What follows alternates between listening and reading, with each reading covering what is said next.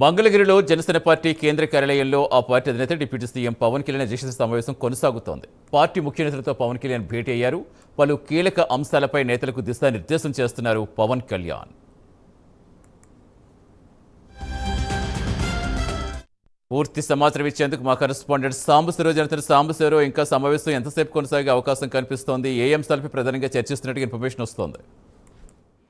సతీష్, ప్రస్తుతం అయితే మంగళగిరి జనసేన పార్టీ కార్యాలయంలో ఏదైతే పవన్ కళ్యాణ్ అధ్యక్షతన ఒక సమావేశాన్ని అయితే నిర్వహిస్తున్నారు. ఆయన చెప్పిన విధంగా ఏదైతే మొన్న రాజమండ్రి టూర్లో కావచ్చు, వివిధ సందర్భాల్లో ఆయన చెప్పిన విధంగా ఏదైతే జూన్ మొదటి వారంలో 24 పార్లమెంటుకి సంబంధించి ఒక కమిటీ ఏర్పడబోతా ఉంది. ఆ కమిటీకి సంబంధించి కొన్ని దిశానిర్దేశం చేయబోతున్నట్టు కూడా సమాచారం ఉంది. దానికి సంబంధించి ఆ కమిటీలో ఎవరెవరి పేర్లు ఖరారు అవుతాయి అనేది కూడా, దానికి సంబంధించి ఒక కీలకమైనటువంటి నిర్ణయాన్ని తీసుకోవడానికి అయితే ఈ సమావేశం ఏర్పాటు చేసినట్టు తెలుస్తుంది.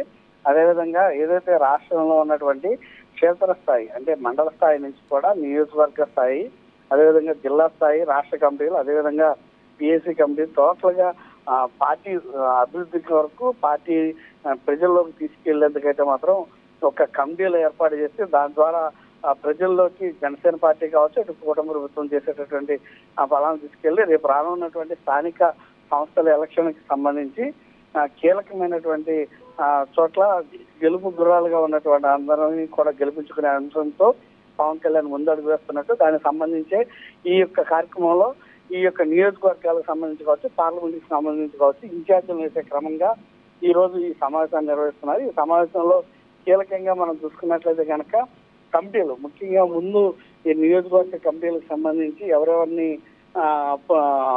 ఇవ్వాలి, పర్మిషన్స్ ఇవ్వాలి, వారు ఏ విధంగా కమిటీ ముందుకు రావాలనే అంశాలని, అదేవిధంగా పార్లమెంట్ సంబంధించి ఇన్ఛార్జీలకి ఏ విధమైనటువంటి ప్రోటోకాల్ ఉండాలి, వారు ఏ జిల్లాల్లో అక్కడ స్థానికంగా ఉన్నటువంటి వారిని ఏ నియోజకవర్గాల నుంచి కూడా పిలిపించుకుని అక్కడ సమాచారం సేకరించాలి, అదేవిధంగా ప్రజాభిప్రాయం కూడా ముఖ్యంగా మనం చూసుకున్నట్లయితే కనుక ఇప్పటికే కొన్ని దఫాలుగా సర్వే నిర్వహించినటువంటి పవన్ కళ్యాణ్ దానిపైన వచ్చినటువంటి ఫీడ్బ్యాక్ ఆధారంగానే ఈ యొక్క కమిటీలను కూడా నిర్ణయించడానికి కొంత వారికి కూడా సమాచారం ఉన్నటువంటి పరిస్థితి.